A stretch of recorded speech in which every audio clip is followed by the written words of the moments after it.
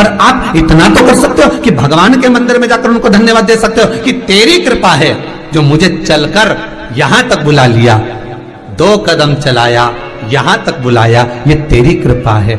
और बड़ी कृपा करी जो डलिया भर के पूजन का सामान भी लाई, बड़ी कृपा करी जो दूध भरकर भी लाई, बड़ी कृपा करी जो कलश भरकर भी लाई। कितने लोगों का फायदा है कलश भरकर मंदिर ले जाने में? देखिए जरा कितने लोगों का फायदा। हिंदू धर्म में विष्णु पुराण में, पद्म पुराण में लिखा है, सौभाग्यवती नारी जब भरा हुआ पानी का लोटा लेकर कलश लेकर जाती है और उसको देखकर कोई व्यक्ति निकल कर चले जाता है तो जिस काम के लिए जाता है वो काम सफल हो जाता है। मंदिर का ही लोटा,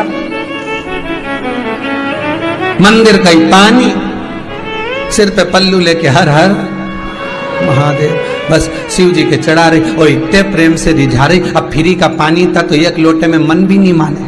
अरे करा तो भगवान के सम्मुख में पहुंचकर अगर आप जल का पात्र भी लेकर जा रहे हो, भरा हुआ लेकर जा रहे हो, तो कितनी प्रसन्नता की बात है।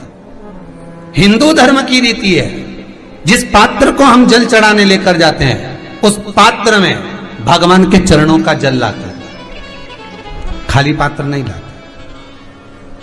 क्या लाते हैं? भगवान के चरणों का जल। उस चरणोदक को लेकर आए, घर में रखा, सबने अपने नैनों में लगाया, हृदय में लगाया, चित्तवृत्ति में लगाया। खाली पात्र हम लेकर वापस नहीं आ रहे हैं। शिव मंदिर में जब जब जाओ, जल चढ़ाने के लिए जाओ, पात्र तुमने शंकर जी को पूरा पानी चढ़ा भी दिया तो शंकर के चरणारविंद का थोड़ा सा जल पात्र में डाल के भले 2 बूंद लाओ, 4 बूंद लाओ, इतना सा लाओ, पर लाओ और उसको पूरे परिवार के नेत्रों में जब लेकर आए हो चरणों तक तो लगाओ। पर खाली पात्र नहीं लेकर आना। खाली पात्र लाने में ध्यान दीजिए, जब आप पूरा जल समर्पित कर देते हैं, जल समर्पित भी पूरा करना है, भगवान को चढ़ा रहे हो तो पूरा समर्पण होना चाहिए, पूर्ण समर्पण। इसलिए शंकर भगवान को अधूरा समर्पण नहीं, इसलिए श्रीफल भी पूर्ण चढ़ता है। शंकर जी के मंदिर में श्रीफल नहीं फूटता, पूर्ण श्रीफल। बेलपत्री भी पूरी, चावल का दाना भी चढ़ेगा तो आखा, फल भी चढ़ेगा तो आखा, फूल भी चढ़ेगा तो आखा। भगवान को कोई चीज खंडित नहीं चढ़ती, शिव जी को जल भी चढ़ेगा तो पूर्ण। जिस जल को चढ़ाने के लिए लेकर गए उसको बचाकर नहीं लाना है शिव मंदिर में से, संपूर्ण भाग, क्योंकि भगवान के चरण की रज जब हमारे घर में प्रवेश करेगी तो हमारा आत्म कल्याण तो स्वतः ही हो जाएगा। शिव करुणा कर ही देंगे।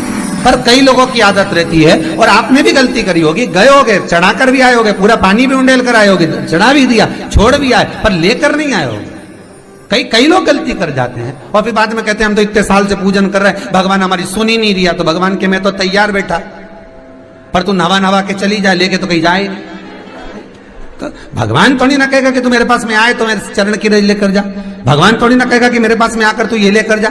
भगवान तो कहेगा मेरे पास में आया है, मांगना कुछ मत, बस मुझे जो स्नान कराया है मेरा चरणोदक लेकर जा, छीट दे पूरे घर में, संपदा भरना मेरा काम है। जहां मेरी चरण की रज पहुंच गई वहां संपदा स्वतः पहुंचती है, मैं वहां पहुंच जाता हूं। तो चरणों तक ले जा, पर लोग ले जाते हैं, पूजन करते, कलश भी उंडेलते, जल भी चढ़ाते, पर आते समय खाली लेकर आ जाते। भगवान को इतना बुरा लगता, मेरे दरवाजे से खाली जाए मुझे कितना बुरा लगेगा। जो आए वो भर कर जाए, भले 2 बूंद लेकर आओ, पर उसमें चरणों तक थोड़ा सा लेकर अवश्य आए। उसी तरह जल चढ़ाने के बाद हम जब लेकर आते हैं पात्र के अंदर, ये उसमें उसकी बरकत है। गर्ग संहिता में दूसरी चीज कही, उसको भी समझ लीजिए।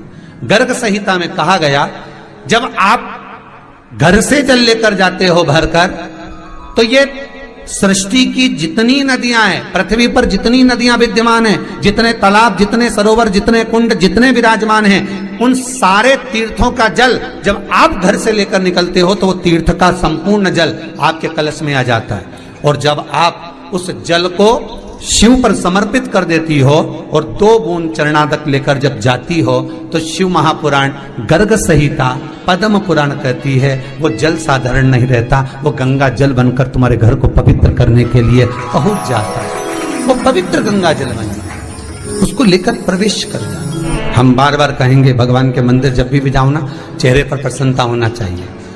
किसी से मिलने जाओ ना, चेहरे पर अगर प्रसन्नता नहीं और ऐसे ही पहुंच गए ना, तो वो श्रेष्ठता नहीं मानी गई। तुम तुम्हारी बहन के घर जाओ, सती मैया जलकर भस्म क्यों हुई? माता सती के भस्म होने का कारण क्या था?